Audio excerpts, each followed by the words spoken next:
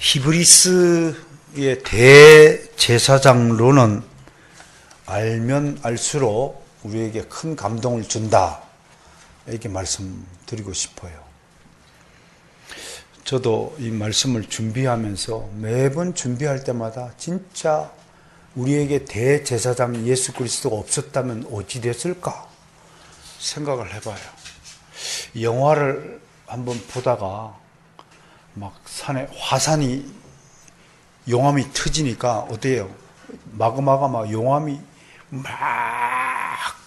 끌어오르는데 막 닿을 때마다 막 신출귀몰하게 피에 그래서 생명을 살린 주인공, 그걸 보면서 야, 이 사람에게 살 길이 없었다면 어떻게 됐을까? 여러분, 사업을 하다가 부도가 나가지고 폭삭 망했는데 갑자기 어떤 사람이 나타나고 도움을 줬다 이겁니다. 그 얼마나 고마워요. 물에 빠진 사람에게 건져주는 사람이 얼마나 고마워요. 생명의 길, 구조의 길, 살 길이 내게 주어졌다는 것보다 큰 복이 어디 있을까요? 태평양 바다에 난민이 되었는데 제주도 항구에 뭐 난민들이 와 있죠. 구해야죠. 근데 230 젊은 세대들은 그걸 반대한다며요. 그래서 묻고 따질 것 없이 위기에 빠진 사람 구하는 것이 하나님 뜻 아닌가요? 따질 것 없죠. 배고픈 사람은 원수든 말든 일단 밥부터 먹여놓고 그 다음 문제 따져야죠. 불법 이민인지 그 다음 문제 따져야죠. 일단 구해야죠. 자기는 위기에 빠지면 나부터 구해달라고 소리칠 사람이 다른 사람의 위험과 위기를 돌아보지 않는다? 그건 하나님의 뜻이 아니죠. 구약시대 때 특히 유대인들에게 대제사장은 뭐냐면 살 길이었어요. 그렇죠? 대제사장이 있으니까 하나님께 나아갈 수 있었던 거 아니에요. 이건 구조선이에요. 그러니까 굉장히 참 제사장을 세우신 하나님의 뜻에 우리는 감동해야 합니다. 여러분, 왜 우리에게 제사장이 필요한가 아시겠습니까? 제사장이 있으니까 우리가 하나님께 나아갈 수 있는 거예요. 그 망망대해에서 표류하던 그 영화 장면이 기억나네요. 어떤 영화 제목은 내가 기억 안 나는데 저 멀리서 큰 상선이 하나 지나가니까 어떻게 해요? 나중에는 막 고함을 치다가 마지막 순간에 자기가 타고 있던 뗏목을 불을 질러요. 그러니까 이제 상선이 방향을 틀어서 그제서야. 목숨을 구원받기 위해서는 목숨을 걸어야 돼요. 안 그래요? 목숨 걸어야 돼요. 그러니까 주일날 이 교회에 나오고 하나님께 나와서 예배 드리겠다는 것은 목숨 걸고 나오세요. 여러분. 목숨 걸어야 돼요. 대충 씻고 그냥 대충 하나님께 나오겠다. 그건 아주 아니란 생각이에요. 사실은 천국에 들어갈 때는 목숨 걸어야 돼요. 역사적으로 여러분 목숨을 걸고 덤비는 사람은 실패한 적이 없어요. 여러분 사업도 직장도 목숨 걸고 하세요. 공부도 목숨 걸고 하세요. 저도 그렇게 해요. 목숨 걸고 할게요. 안 되면 칵 죽어버리면 되지. 뭘 간단하지 뭐. 따라서 빨리 죽는 게 어쩌면 복일 수도 있다.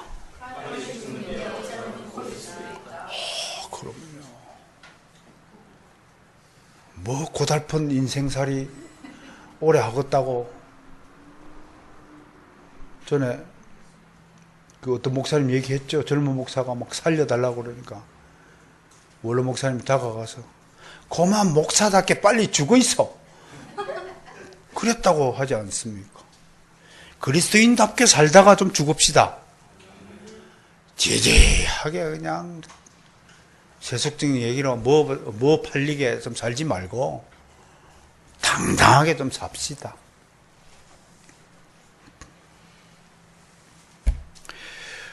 우리는 완전하지 못한 연약한 존재이기 때문에 우리 스스로의 힘으로는 하나님께 나아갈 수 없기 때문에 하나님이 우리의 살 길을 주신 거예요. 그분이 제사장이시고 대제사장이시고.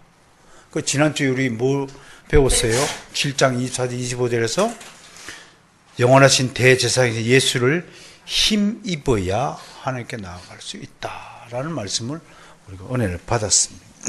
힘입다는 예수를 통해서야만 through him이라고 영어 성경은 그렇게 말하고 있어요. 예수를 통해야만 하나님께 나간다.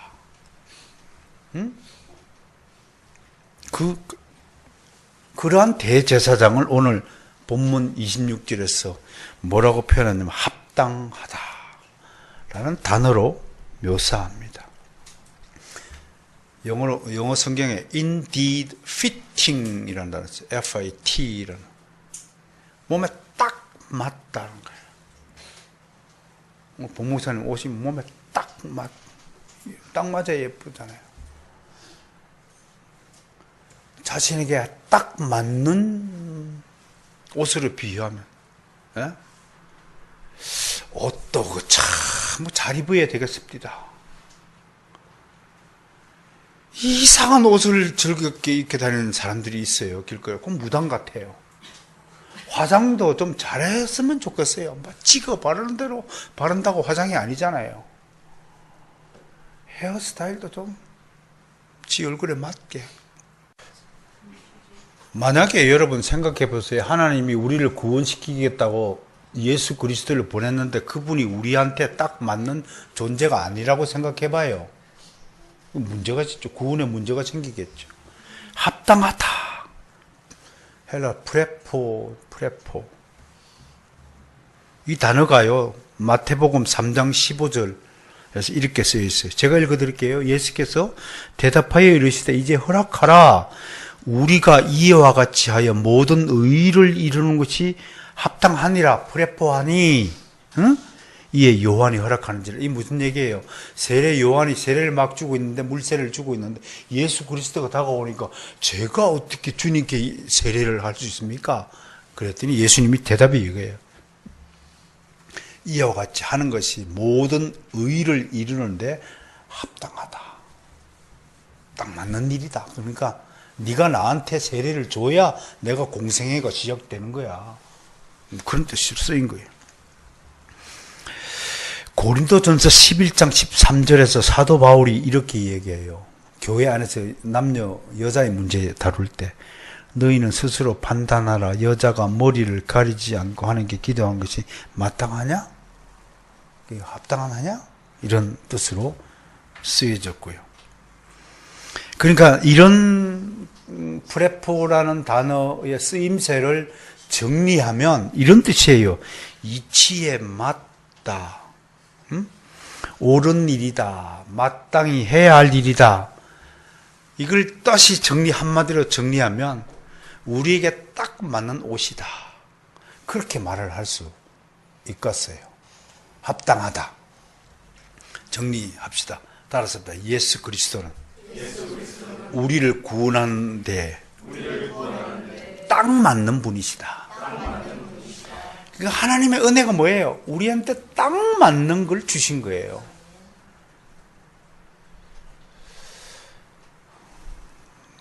그러니까 저에게 제 개인적인 얘기입니다만 두 가지 욕심이 있는 것 같아요. 반대급부적인 욕구이기도 한데 워낙 이제 먹고 싶은 것을 못 먹다 보니까 이제 먹는 재미에 좀 빠진 것하고 워낙 못 입다 보니까 나한테 딱 맞는 옷 보면 그게 욕심이 좀 남아요.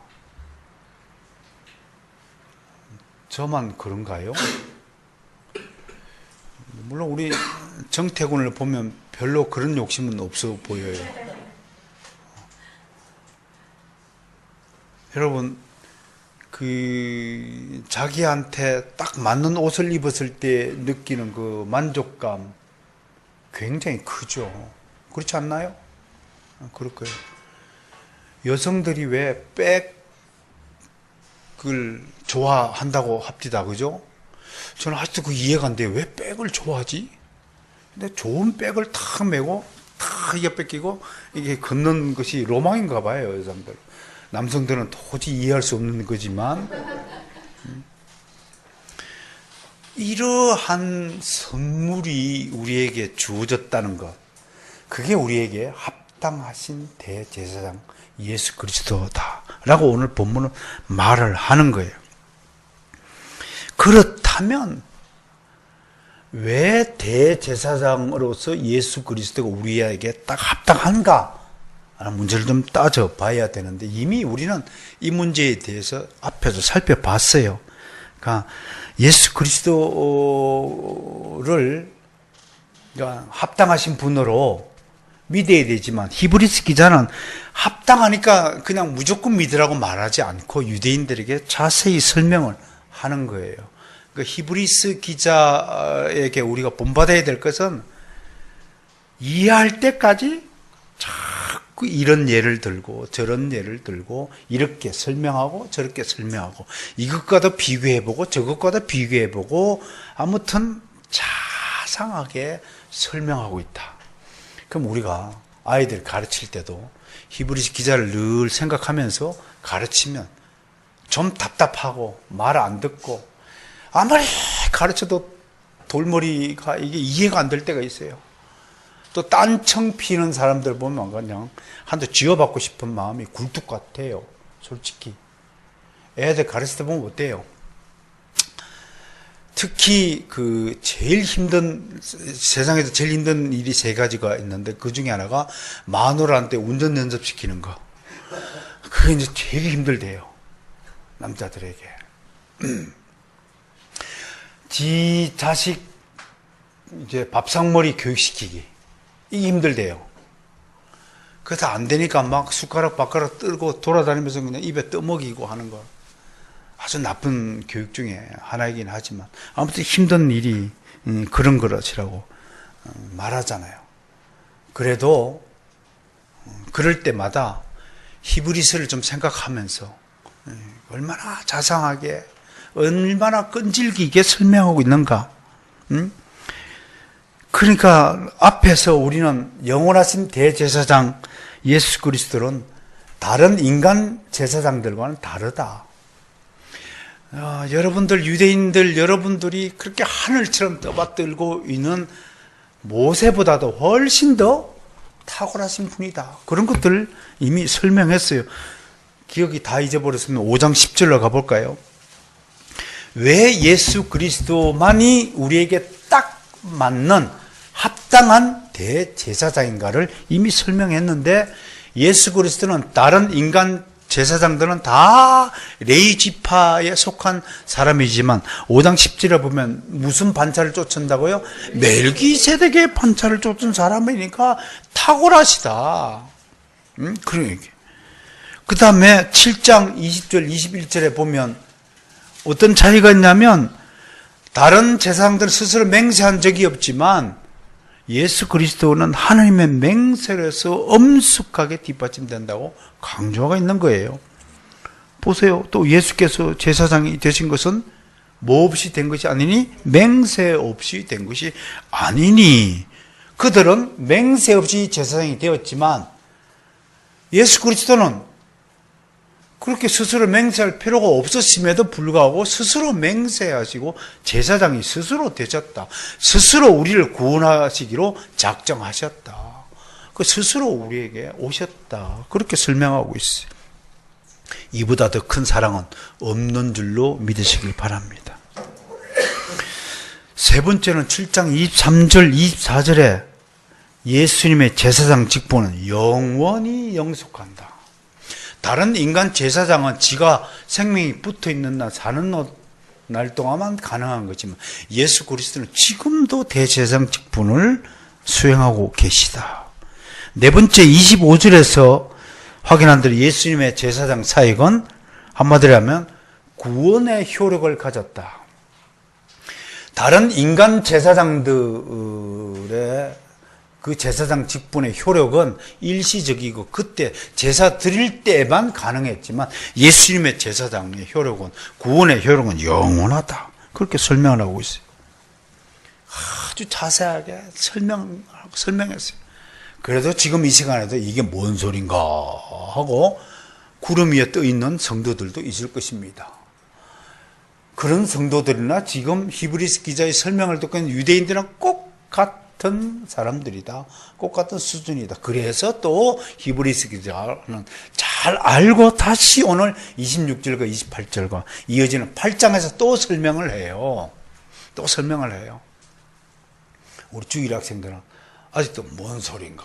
우리 동훈이 눈치를 보니까 이게 뭔 소린가 하고 앉아 있는 겁니다. 그러니까 하나님은 그거 아시는 거예요. 지금 설명을 내가 알기로는 보니까 한 7차례 했어요. 설명을 7번 했어요. 그래도 2 곱하기 2는 8. 그러고 앉아 있는 거예요.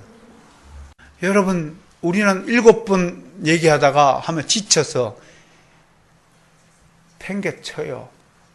아버지와 아들이 마루에 앉아가지고 아들아 저게 뭐고, 감나무 아닙니까? 저기 감나무에 감이 열렸구나.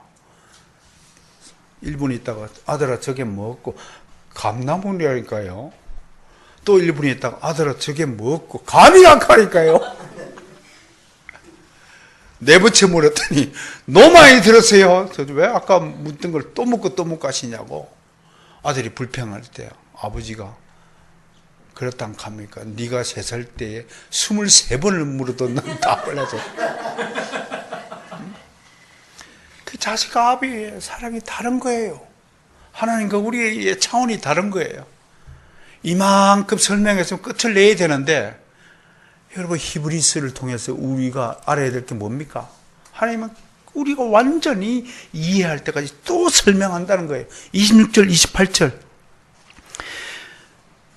종합해보면 그리스도의 대제사장 직분이 왜 탁월하고 우리에게 합당한가 하는 이유를 추가적으로 또 설명하고 있어요.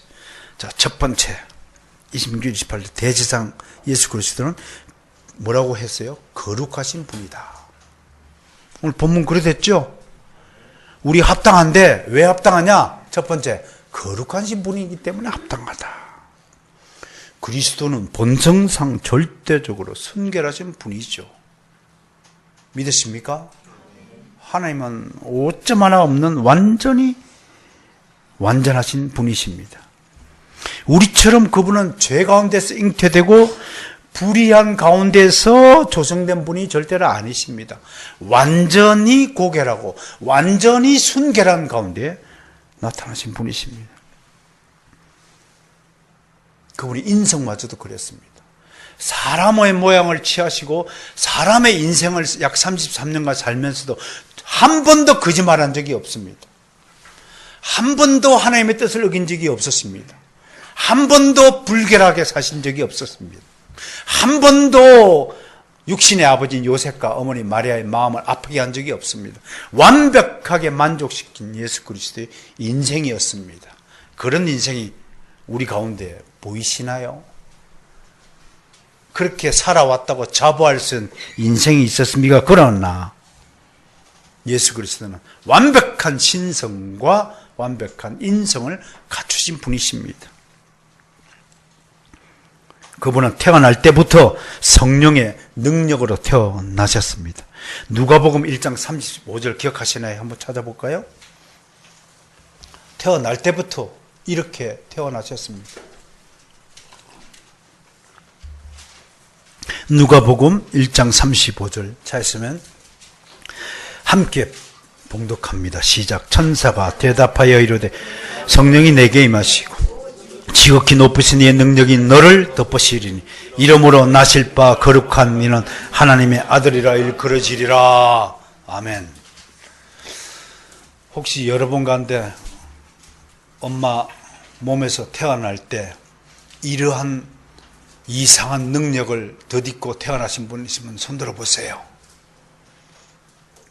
태어나실 때 성령의 능력이 확 임해갖고 너는 내 사랑하는 아들이라 음성이 들리는 기적 가운데 태어나신 분 있으면 손들어 보세요.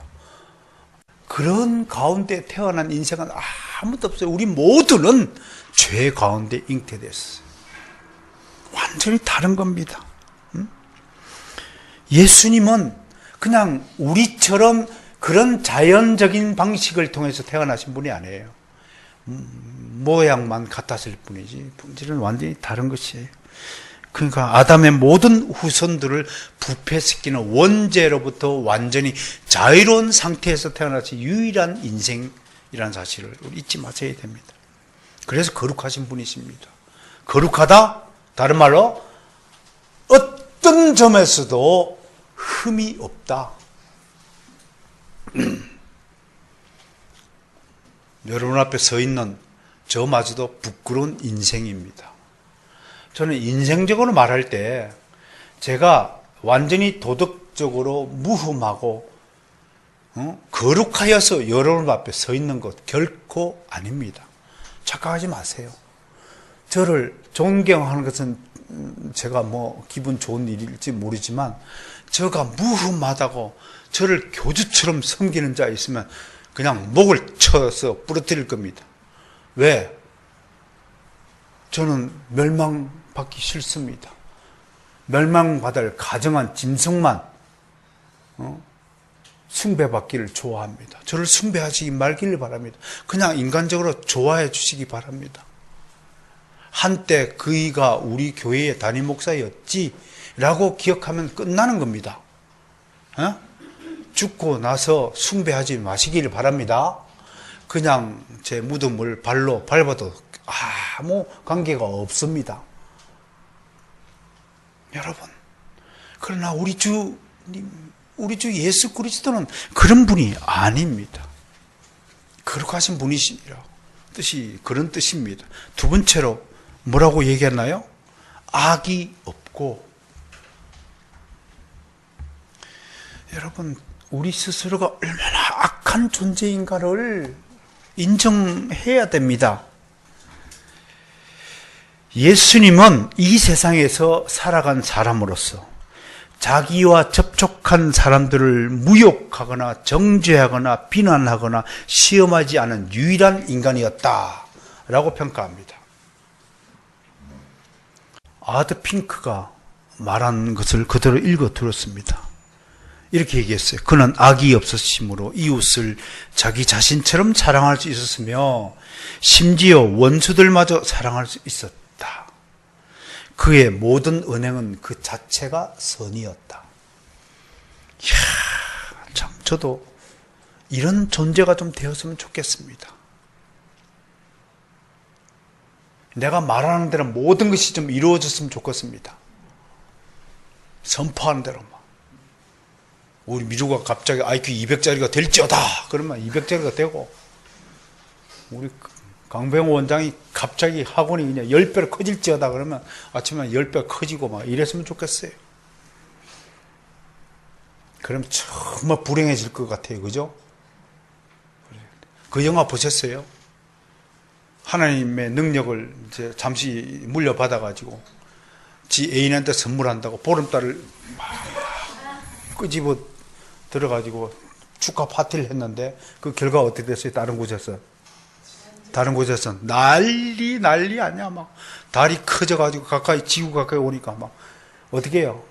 바닷물이 막 쓰나미가 일어나고 난리가 아니에요. 내가 어떤 사람을 축복하고 10배의 재산을 뿌려주면 반드시 반대 현상에 무슨 현상이 벌어요? 누구의 돈이 마이너스 10배로 줄어들었다는 뜻을 뜻하잖아요. 하나님은 그런 축복을 주시는 분이 아니라는 사실을 깨닫기까지 얼마나 오랜 세월이 걸리는 거예요. 그러니까 여러분, 기복주의자의 특징이 뭔가요? 나에게 복을 주옵소서라는 기도는요, 때로 조심해야 할 것은 다른 사람의 복을 빼앗아 나에게 달라고 주장하는 것과 같은 논리가 될 수 있다는 위험성을 늘 인식해야 됩니다. 그러니 차라리요, 옆 사람 보고 이렇게 합시다. 나보다도 당신이 먼저 복 받으세요. 그게 예수 그리스도의 가르치며 기독교라는 사실입니다. 세 번째로 왜 합당하냐 그랬더니 더러움이 없으시다 그랬어요.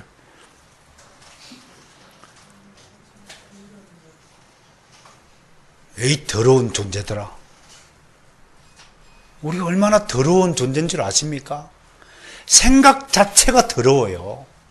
생각 자체가 순수함과 진실함과 거룩함을 인정하지 않습니다. 다른 사람이요 조금만 나보다 좀 좋아 보이고 하는 것을 깎아내리려고 하는 사람, 얼마나 더러운 존재인지 모릅니다.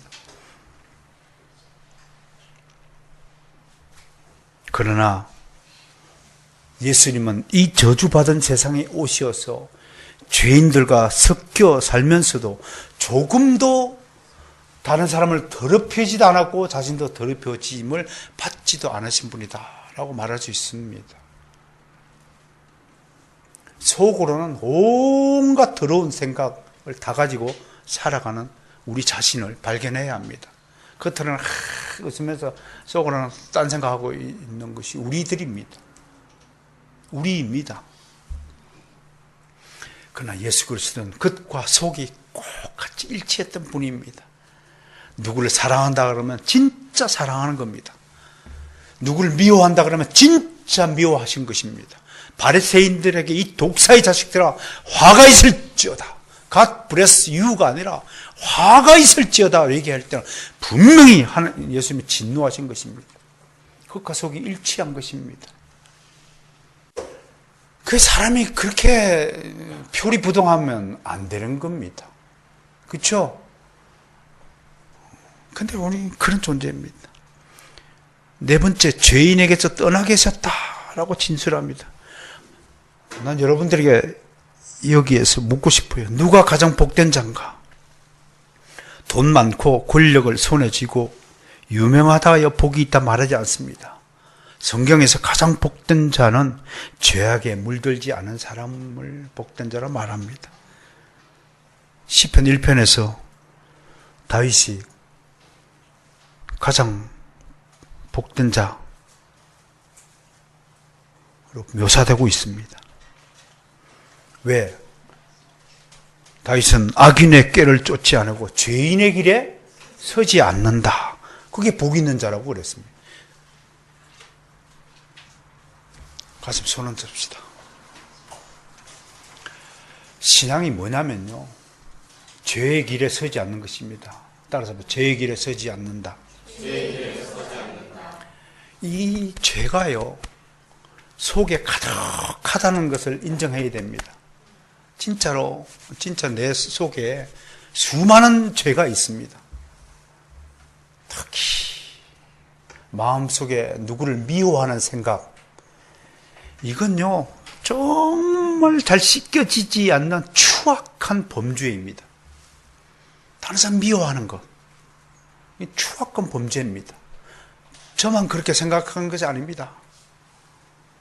모든 성경 해석가들, 하나님의 사람들, 하나님뿐만 아니라 예수 그리스도뿐만 아니라 마음속에 미워하는 것이 살인이라고 예수 그리스도는 말씀했어요. 이거 입이 질병에 걸린 사람은 정말 몸부림쳐야 됩니다. 이건 쉽게 빠져나올 수 없는 그물과 같은 것입니다.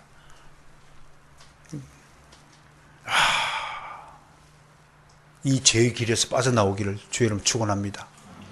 절대로 다른 사람 미워하지 마세요. 그건 하나님 나라의 아주 치명적인 전염병 같은 것입니다. 그 미움은요 전염 속도가 엄청납니다. 다른 사람의 영혼을 파괴하는 것입니다. 그래서 예수 그리스도는 그렇게 사랑하라고, 원수들마저 미워하지 말고 사랑하라 그랬습니다. 왜? 그 원수를 내게 보여주고 만나게 하신 하나님의 뜻이 더 위대한 것이니까. 그 원수를 통해서 나를 새롭게 만들기 위한 하나님의 지고하신 뜻이 숨어 있는 거예요. 거기에 불순종하는 거예요. 그 자체를 미워하는 것은요. 다시 정리합니다, 여러분. 내 말 똑똑히 들으세요. 오늘 이 시간에 누군가를 미워하는 것은 하나님께 결정적으로 불순종하는 것입니다. 불순종의 죄는 지옥 갈 죄입니다. 이것을 깨트리지 못한 자는 정말 자신이 천국 갈 수 없다는 사실을 명백히 해야 할 것입니다. 옆 사람하고 다시 인사합시다. 다시 옆 사람하고 미워하지 맙시다.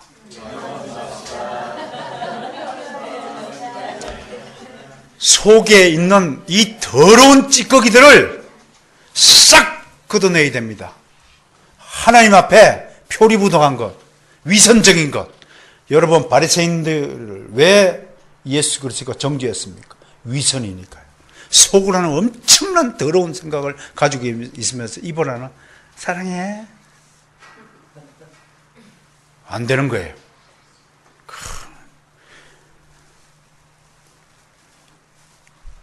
여러분, 민수기 6장에 보면 나실인 기억나시나요? 나실인. 이 지상에서 유일한 참 나실인은 예수 그리스도 한 분밖에 없어요.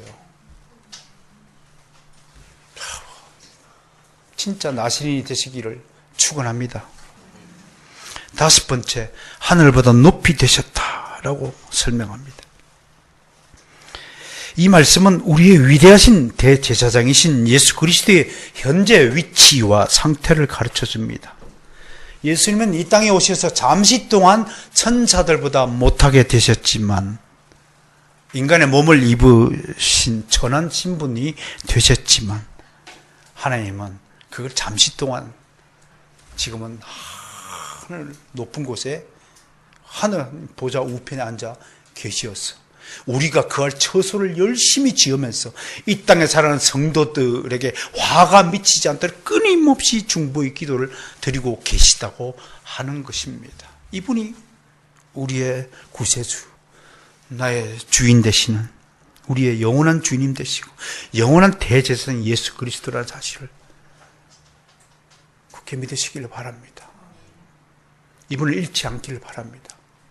이분 잃으면 끝나는 것입니다. 끝납니다. 하나보다 높이. 존 오웬, 잘 아시죠? 유명한 청교도 신학교인 존 오웬. 1616년에 태어났어요. 이렇게 말했습니다. 그가 대제사장으로 하늘보다 높이 계신 것은 그의 직무 중 아직 온전히 이루어야 할 부분을 감당하기 위해서입니다. 왜 하늘 높이 계시는데 또 일하고 계시느냐 설명하는데, 아직도 감당해야 될 직무가 남았다는 거예요. 예수 그리스도 죽고 3일 만에 부활하고 하늘로 승천하여서 하늘 보좌에 앉아서 딱 끝난 것이 아니라 아직도 남아있다는 것이에요. 그는 우리를 위하여 간구하시기 위해 영원히 지금도 살아 계셔야 하기 때문이다. 누구를 위하여? 우리를. 자신을 위하여? 아니에요. 그 완벽한 인생, 그 완전하시고 거룩하신 그분, 가장 높으신 그분이 자기를 위하지 않고 지금도 우리를 위하여 간구하고 계시다고 하는데, 우리는 어때요? 완전하지도 않고 의롭지도 않고 거룩하지도 않고 온갖 더럽고 추악한 죄인임에도 나를 위하잖아요. 나부터. 내 인생이 최고라고. 내 인생은 나의 것. 그렇게 주장하며 살잖아요. 우리를 위해 목숨까지 버리신 그분은 지금도 자신을 위하지 않고 우리를 위하여 간구하시고 있다 하는데, 우리는 뭐하죠? 나보다 남이 잘 되는 꼴을 못 보고, 사촌이 닮으면 배가 아프고, 미움이 철철 끓어먹고 눈빛이 레이저 광선이 나오고, 그 못된 짓만 골라서 하고 있는 우리라는 사실을 기억하셔야 됩니다. 이제 논점을 이동하여 27절의 진술에 이릅니다. 여기서도 레위 계파를 따른 저 대제사장들, 예수 그리스도를 비교합니다. 레위 반차의 대제사장들은 제사를 드릴 때 먼저 자기 죄를 위하고 다음으로 백성의 죄를 대속하는 제사를 드렸다고 하면서, 그러나 예수님은 자기를 위하여 제사를 드릴 필요가 없으신 분이라고 설명합니다.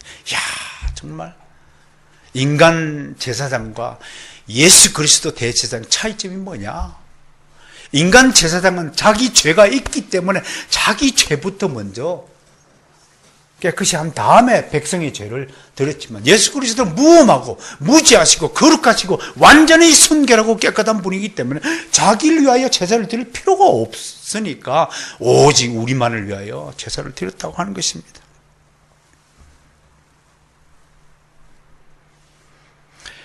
그래서 예수님은 지금까지 수행되어 오던 모든 제사를 자신이 직접 단번에 드림으로써, 단번에 드립니다. 이거는 한 방에 모든 문제, 모든 제사를 끝장냈다, 마무리했다, 다 완성했다. 이게 단번에 드림. 이걸 우리가 단회성이라고 신학적으로 표현합니다. 생각해 보세요.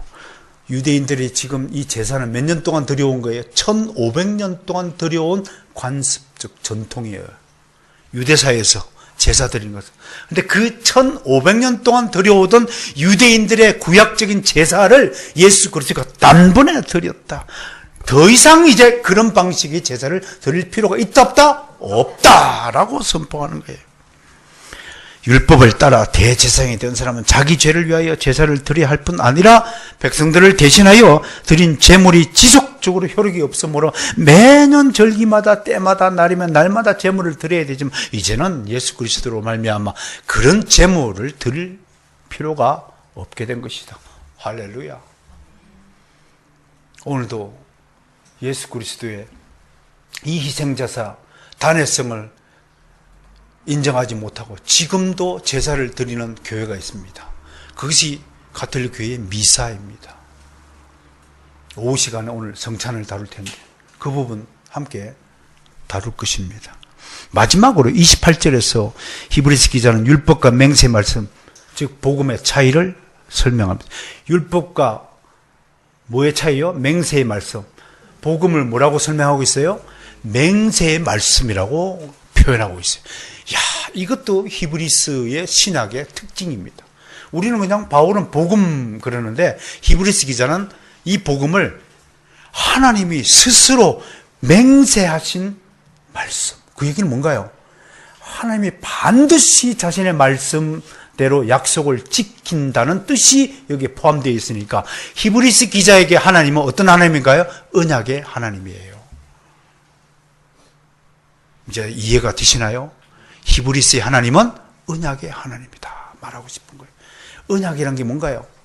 약속의 하나님.